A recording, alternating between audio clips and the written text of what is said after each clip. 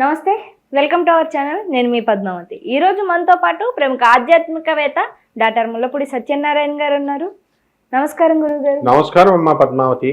గురుగారు, ధనుస్సు రాశి వారికి మే నెలలో చూసుకుంటే వీరి గోచార ఫలితాలు ఏ విధంగా కనిపిస్తున్నాయి, దాంతో పాటుగా ఎవరెవరికి ఎటువంటి ఫలితాలు ఉండబోతున్నాయి అంటారు ఈ మే నెలలో వీరి ప్రత్యేకంగా చూస్తే కనుక?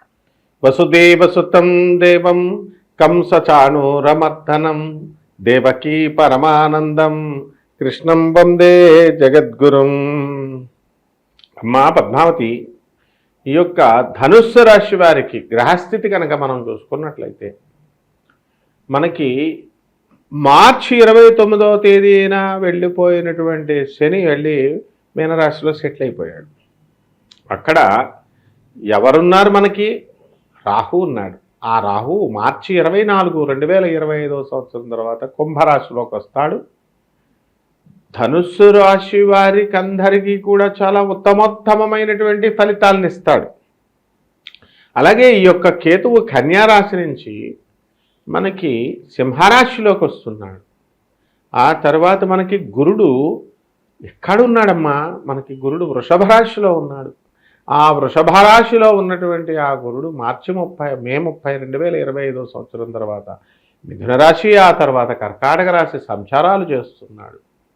కాబట్టి ఈ గ్రహస్థితిని మనం తీసుకున్నట్లయితే ధనుస్సు రాశి వారికే అమోఘమైనటువంటి విదేశీయానాలు, విదేశీ వాళ్ళతో మనకి టచింగ్స్, బిజినెస్లు ఇవన్నీ కూడా వచ్చేస్తాయి. కాబట్టి ఈ యొక్క ధనుస్సు రాశి వారికి ఏమండి, మరి మా వ్యాపారాలు ముందుకు వెళ్ళడం లేదండి, మేము ఏ వ్యాపారం చేసినా సరే, రియల్ ఎస్టేట్ వాళ్ళు నా దగ్గర స్థలాలు కొనడం లేదండి, మెడికల్ షాప్ వాళ్ళు నా మందులు కొనడం లేదండి అని బాధపడేటటువంటి వాళ్ళు చాలామంది ఉన్నారమ్మా. అయితే వీళ్ళందరికీ కూడా ఏమిటంటే అర్ధాష్టమ శనిగ్రహము జరుగుతోంది కాబట్టి వీళ్ళందరూ కూడా పనులు చాలా ఆలస్యంగా జరుగుతాయమ్మా. కాబట్టి వీళ్ళంతా ఏమిటి, మా జీవితం ఒక్క వంతు కాదమ్మా. ఇప్పుడు ప్రపంచాన్ని నువ్వు తీసుకున్నట్లయితే మొత్తం ప్రపంచంలో 300 మంది మాకు ఇదే ప్రశ్న అడుగుతారు. వాళ్ళు, మా జీవితం ఏమిటండి ఇలా అయిపోయింది, పనులు జరగట్లేదు, డబ్బులు రావట్లేదు, డబ్బులు వస్తున్నవాడు 82,000 జీతం వస్తున్నా అతను కూడా నాకు ఆర్థిక ఇబ్బందులు ఉన్నాయండి, ఖర్చు అయిపోతుందండి అంటాడు. ఇంకేం చెప్పాలమ్మా? దీనంతటికీ కారణం ఏంటంటే వీళ్ళ పిసనార్తనాలమ్మా. అందువల్ల ఎవరు ఎంత జీతాలు వచ్చినా సరే ఇంత ఇలా తీసి దానాలు చేస్తూ ఉండాలి. అప్పుడు వీళ్ళ యొక్క జాతకాలన్నీ కూడా చాలా బాగుంటాయమ్మా. గుడికి ప్రదక్షిణాలు చేస్తారు కదా, మరి గుడిలో పంతులు గారికి డైలీ దక్షిణ వేయాలి. వేయకుండా మామూలుగా వెళ్ళి ₹1 దక్షిణ వేసేసి వచ్చేస్తే, లేకపోతే కొంతమంది వేయకపోతే కుదరదమ్మా. కాబట్టి ఈ యొక్క ధనుస్సు రాశి వారు ఆదాయ వ్యయాలు మనం చూసుకున్నా చాలా బాగా పెరుగుతుంది ఇప్పుడు, లాస్ట్ ఇయర్ కంటే కూడా. అలాగే రాజ్యపూజ్యత అవమానాలు కూడా మంచిగా రాజ్యపూజ్యత పెరిగింది.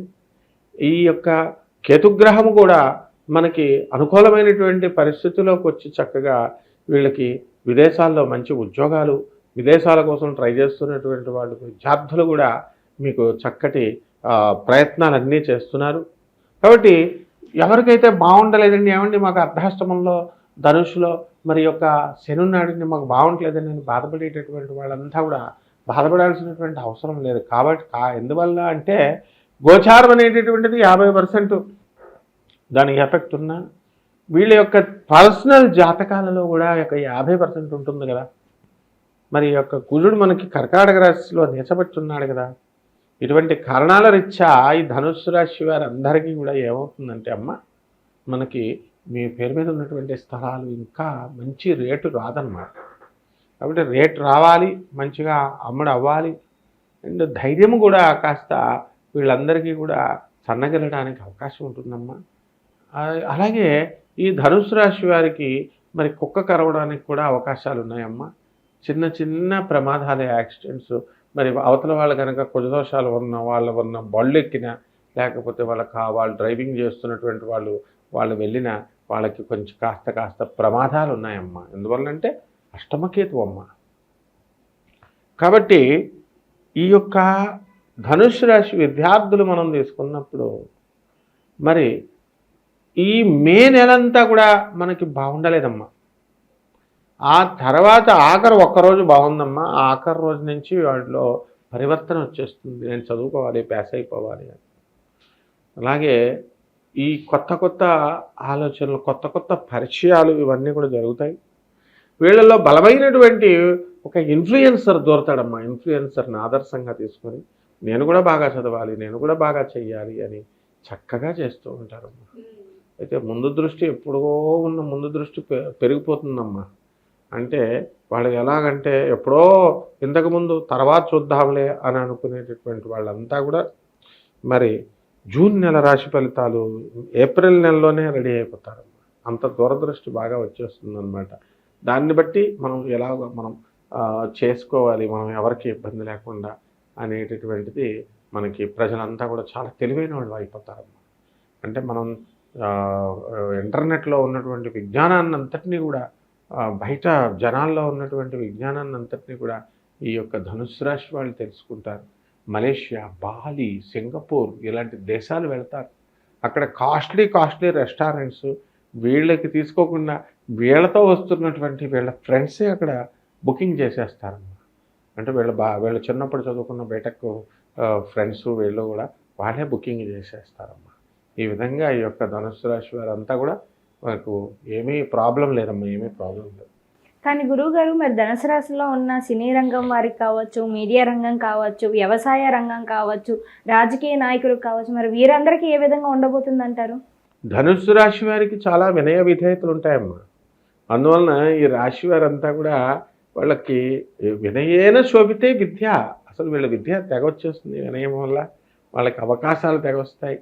తర్వాత కొత్త కొత్త సినిమాలు రంగంలో సినిమాలు కూడా మంచిగా ఆడతాయి. అందువలనంటే ఇప్పుడు చూడండి, మీరు చక్కగా వినయ విధేయతలతో మరి హీరోలు యాక్ట్ చేసినప్పుడు వాళ్ళ యొక్క సినిమాలన్నీ కూడా కోట్ల రూపాయలు తీసుకొచ్చినాయి. మరి ఆ విధంగా గర్వంతో కనుక ఉన్నట్లయితే అలెక్యా చిట్స్ పిక్కల్లాగా అయిపోద్ది అన్నమాట జీవితం. కాబట్టి వీళ్ళకి తెలుసు ధనుస్సు రాశి వాళ్ళ మేధావులు. అయితే వీళ్ళంతా కూడా ధనుస్సు రాశి వాళ్ళు ప్రతి ఒక్కళ్ళని కూడా నమ్ముకుంటూ, ప్రతి ఒక్కళ్ళ మాట కూడా వినుకుంటూ వెళ్ళిపోతే లాస్ అయిపోవడానికి అవకాశం ఉంటుంది. స్థిరమైనటువంటి మైండ్, స్థిరమైనటువంటి ఆలోచన, స్థిరమైనటువంటి గురువు ఉండాలి. ఇవి కనుక ఉన్నట్లయితే బ్రహ్మాండంగా ఉంటుంది. గురువు గారు, కానీ చూసుకుంటే ధనుసు రాశి వారికి మిశ్రమ ఫలితాలు అయితే కనిపిస్తున్నాయి కాబట్టి మరి వీరు మే నెలలో ఎటువంటి పరిహారాలు చేసుకోవాలంటారు? ధనుస్సు రాశి వారు బెల్లం ముక్క ఉంటుంది కదమ్మా, బెల్లం ముక్క. ఆ బెల్లం ముక్క మొత్తము చీమలకు వెయ్యాలి ఒకటి. రెండవది, బెల్లంతో తయారు చేసినటువంటి తేలికలు, అంటే బెల్లం తాలూకులా ఏదో అంటారు కదా వంట, ఆ పిండితో తయారు వినాయకుడికి మనం పెడతాం కదా, అవి ఒక పెద్ద క్యానుడు వండి బెల్లంతో అవంతా స్వామివారికి నివేదించి అవన్నీ కూడా పేదవాళ్ళకి దానం చేయాలి. అలాగే అమ్మ, ఈ యొక్క గురుబలం తక్కువగా ఉంది వీళ్ళకి. కాబట్టి మేడి చెట్టు చుట్టూ ప్రతిరోజు కూడా 108 సార్లు తిరగాలమ్మ. అలాగే ప్రతిరోజు కూడా రోజుకి 4-5 సార్లు బకెట్లు నీళ్లు పోసేయాలి. చెట్లకి నీళ్ళు పోసేసి ఈ చిన్న రెమెడీస్ చాలమ్మా, ఎక్కువ డబ్బులతో అవసరం లేదు. ఇక వీళ్ళు ఇంకా చేయించుకునేటటువంటి కెపాసిటీ ఉందనుకోమ్మా వీళ్ళకి. మరి తారాదేవి అని ఉంటుందమ్మా. దశ మహావిద్యల్లో ఒకటైనటువంటి తారాదేవి అమ్మవారి యొక్క హోమాన్ని వీళ్ళ ఇళ్లల్లో జరిపించుకోవడం ద్వారా అద్భుతమైనటువంటి ఫలితాలు వస్తాయి. చాలా చక్కగా వివరించారు గురువు గారు. అయితే ధనుస్సు రాశి వారికి ఎటువంటి ఫలితాలు ఉండబోతున్నాయితో పాటుగా ఎటువంటి పరిహారాలు చేసుకోవాలనేవి కూడా చాలా చిన్న చిన్న రెమెడీస్తో చాలా చక్కగా వివరించారు. ధన్యవాదాలు గురువు. ధన్యవాదాలమ్మా.